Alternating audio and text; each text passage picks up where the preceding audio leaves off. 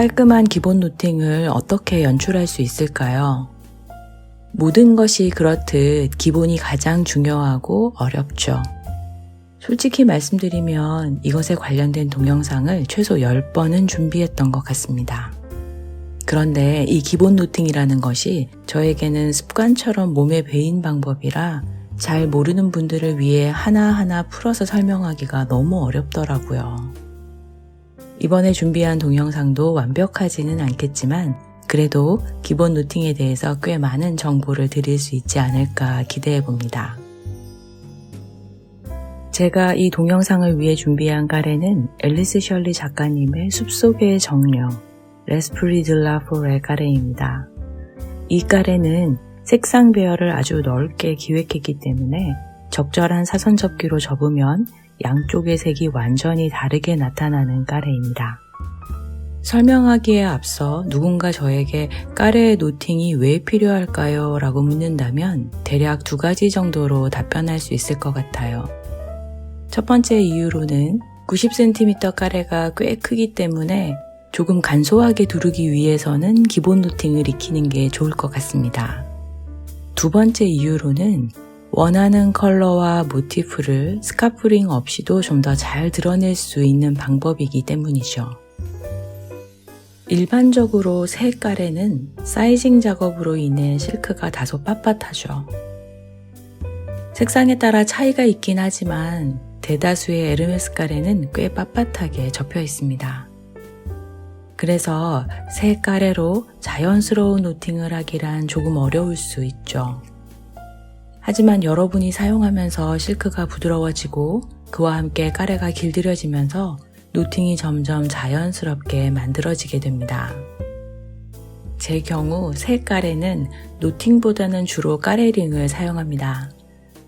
처음에는 까레의 빳빳함 때문에 노팅을 예쁘게 만들기가 어려운 데다 까레링을 이용하면 이후 기본 노팅이 이루어질 부분의 까레 주름을 원하는 모습으로 길들이기가 좀 더 쉽기 때문입니다.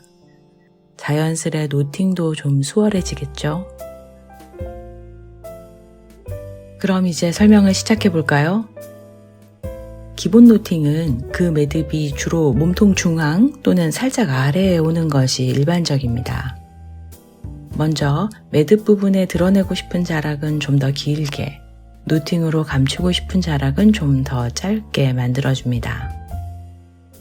익숙해지면 이 과정을 통해 까레가 보여질 때 나타나는 색의 비율을 여러분 마음대로 조정할 수도 있습니다. 저는 푸른색 자락이 매듭에 보여지게 할게요. 까레를 묶을 때 까레 끝자락이 자꾸 돌아간다고 하시는 분들이 있었는데요. 그런 분들은 까레 끝자락의 모양을 체크하면서 묶는 습관이 필요합니다. 까레를 처음 둘렀을 때 가장자리의 긴 선이 중앙을 향했다면 양쪽이 교차되면서 그때부터는 긴 선이 밖을 향하게 되죠. 게다가 까레가 교차되는 부분에 자연스러운 주름이 생기면서 그 폭이 좁아지도록 만드는 것이 매우 중요합니다. 저는 이 부분을 예쁘게 길들이기 위해 새 까레에 까레링을 사용한다고 말씀드렸죠. 반드시 까레링을 사용할 필요는 없지만 이 부분만큼은 실크의 빳빳함이 사라질수록 예쁜 노팅이 만들어지게 됩니다. 이 부분이 자연스럽게 좁아지는 것이 왜 중요한가를 이해하기 위해서는 넥타이를 떠올리면 됩니다. 넥타이에서 목둘레에 닿는 부분은 그 끝자락에 비해 그 폭이 굉장히 좁습니다. 왜냐하면 묶여지는 부분의 폭이 넓을수록 노팅을 정갈하게 만들기 어렵기 때문이죠. 그런 이유로 넥타이에서 매듭이 만들어지는 부분만큼은 언제나 1인치 내외를 유지하죠. 이제 매듭에 사용될 자락을 안쪽으로 당겨 앞으로 넘깁니다. 만약 까레 끝자락까지 딱 맞는 정갈한 노팅을 원한다면 까레를 사선으로 접을 때 끝자락의 모양이 흐트러지지 않도록 접어서 둘러야 합니다. 그리고 이렇게 넘긴 다음에도 그 끝자락의 모습이 유지되는지 체크할 필요가 있겠죠. 하지만 굳이 그렇게까지 정갈한 모습으로 노팅을 할 필요는 없다고 생각해요. 사실 예쁜 노팅을 위해서는 끝자락의 모습보다는 여기 교차되는 부분이 자연스럽게 좁아지는 게 더 중요합니다.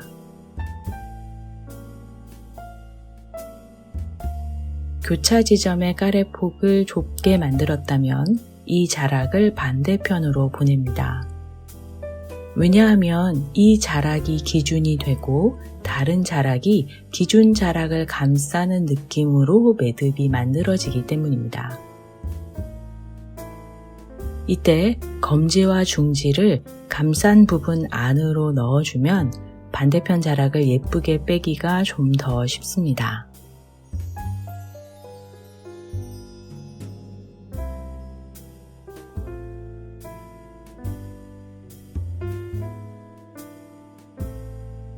반대편 자락을 뺄 때 매듭이 흐트러지지 않도록 이렇게 매듭을 잡아주세요.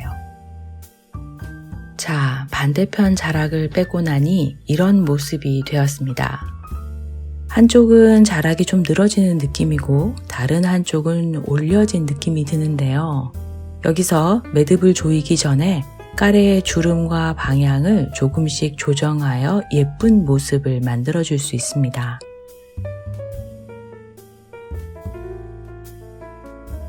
이렇게 원하는 모양이 만들어졌다면 이 아랫부분과 윗부분을 함께 잡아주세요. 그리고 반대편 자락을 당겨 매듭을 조여줍니다.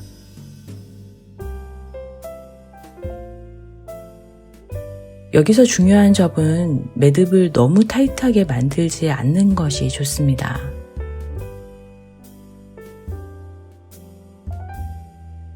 만약 매듭 부분을 좀 더 타이트하게 만들어주고 싶다면 이렇게 두 자락을 동시에 잡고 양쪽을 똑같이 당겨주는 것이 더 좋습니다. 여기서 몇 가지 팁을 좀 더 드리자면 보시듯이 위와 아래의 자락의 간격이 너무 벌어진 경우라면 한 손으로는 매듭을 잡고 남은 손으로는 반대편의 위와 아래를 동시에 잡은 뒤 매듭을 당겨주는 것이 좋습니다. 자, 이렇게 하니까 양쪽에 벌어진 정도가 좀 비슷해졌죠? 그 다음 노팅을 예쁘게 정리하기 위해서는 오른쪽 또는 왼쪽에 있는 윗자락과 아랫자락을 동시에 잡아서 당겨주는 것이 도움이 됩니다. 이렇게 묶는 기본 노팅은 매듭을 중심으로 4개의 자락이 똑같은 힘을 받아서 그 모습을 유지하게 되기 때문에 언제나 이렇게 한쪽의 위와 아래를 동시에 잡아주는 것이 좋습니다. 이 기본 노팅법은 한쪽 자락이 기준이 되고 반대편 자락이 기준 자락을 감싸 안은 뒤 원래의 자리로 돌아가는 형태입니다. 이제 제가 다른 방법의 기본 노팅을 하나 더 소개할게요.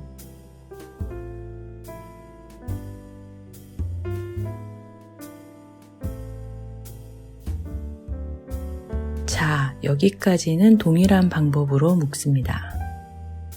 조금 전에 기본 노팅은 이 자락이 기준이 되고 반대 자락이 기준 자락을 감싼 뒤 제자리로 돌아오는 구조였다면 이번에는 이 자락을 이 방향으로 돌려볼게요.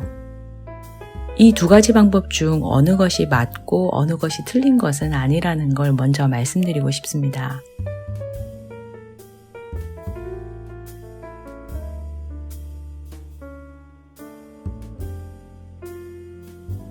두 번째 방법으로 매듭을 만든 경우 첫 번째 방법과 다른 부분이 보이시나요? 매듭 모양이 약간 마름 목골처럼 보이죠? 여기서 매듭을 조정하면 까레 전체가 돌아가는 느낌이고 끝자락 역시 안으로 모이지 않고 밖으로 뻗어나가고 있죠.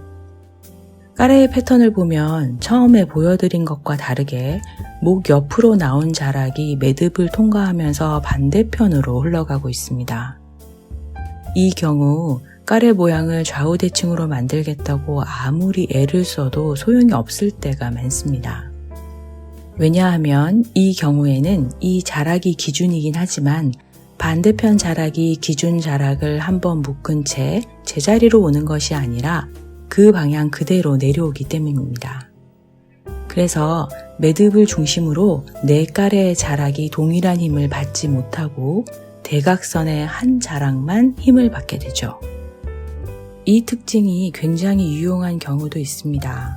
어떤 경우냐면요. 여기는 묶여 있고 여기는 그냥 늘어져 있기 때문에 이 매듭이 기준 자락을 따라 이렇게 움직입니다. 그리고 이 매듭을 어깨 위에 두면 웬만해서는 가래가 거의 움직이지 않습니다. 이때 목 주변의 가래를 반으로 접어준다면 가래가 전혀 답답해 보이지도 않고 아주 깔끔한 모습의 언밸런스 노팅이 만들어집니다. 이렇게 가래의 한쪽을 강조하는 경우에는 첫 번째의 기본 노팅보다 이 방법이 훨씬 더 좋습니다. 뿐만 아니라 언밸런스한 길이감을 조정하기에도 이 방법이 더 편해 보이죠. 게다가 이 기본 노팅은 가래를 풀 때 한쪽을 쓱 잡아당기면 이렇게 손쉽게 풀어집니다. 지금까지 제가 기본 노팅의 두 가지 옵션과 각각의 특징을 말씀드렸는데요.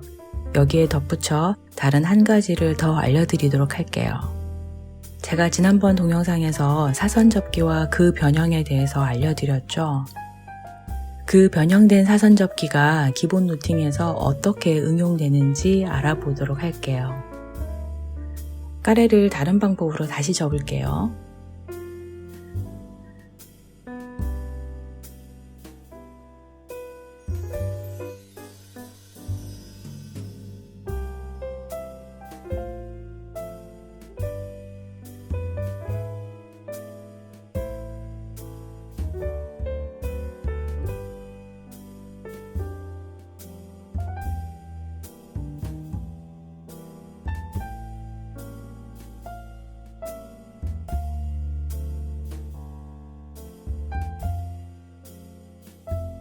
그리고 목에 두르면 조금 전과는 다른 모습이죠. 해밍 라인도 이렇게 보입니다. 이번에는 이 라인을 고려해서 묶어볼게요.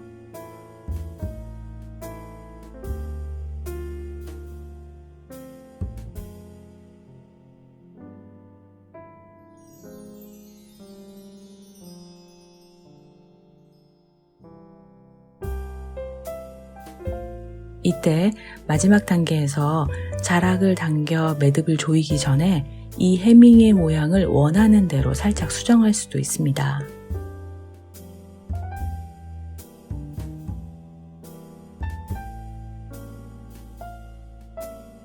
이처럼 변형된 사선 접기로 기본 노팅을 하면 정갈한 노팅보다는 좀 더 재미있는 프리스타일의 기본 노팅을 완성할 수 있어요.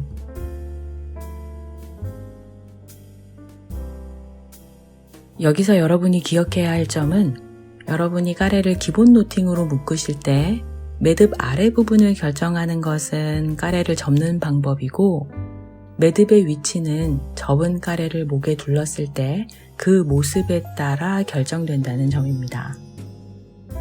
한 예로 가래를 접어서 둘렀는데 이런 모습으로 만들어지는 경우도 있겠죠. 이 경우 이 부분이 별도의 자락처럼 만들어집니다. 여기서 이 부분에 매듭을 만들어 준다면 완성된 모습이 이렇게 되겠죠?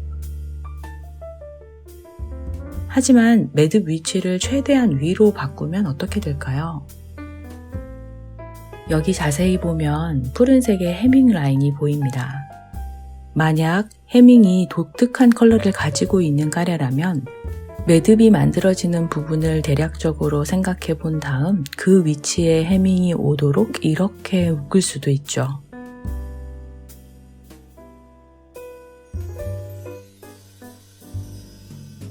이런 모습이 될 때 어떻게 하면 된다고 했는지 기억나세요?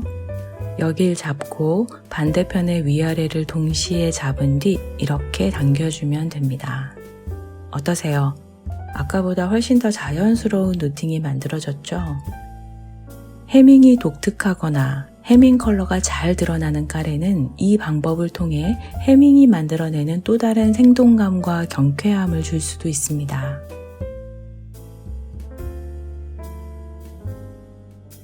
개인적으로 기본 노팅법을 굉장히 좋아하는데요. 기본이면서도 까레를 연출할 때 다양한 사선 접기와 만나 하나의 까레를 다양한 모습으로 연출할 수 있기 때문입니다. 여기서 다른 옵션을 적용해 볼 수도 있겠네요. 이 옵션 기억나시죠? 이렇게 묶은 다음 한쪽을 이렇게 당기면 이런 모습을 연출할 수도 있습니다. 사실 사선 접기와 접목된 기본 노팅은 정해진 방법이 없습니다. 다시 말해 까레의 디자인과 색상에 따라 그 연출된 모습이 무궁무진할 수밖에 없거든요. 그동안 많은 분들이 기본 노팅에 대해 물어보셨는데 그 방법이 너무 많다 보니 어떻게 알려드려야 할지 잘 모르겠더라고요. 부족하지만 이 영상이 여러분들께 좋은 팁이 되었으면 합니다. 만약 사선접기 동영상을 못 보셨다면 꼭 보시길 바랍니다. 사선접기와 기본 노팅이 접목되어서 나타나는 까레의 모습은 정말 한계가 없거든요.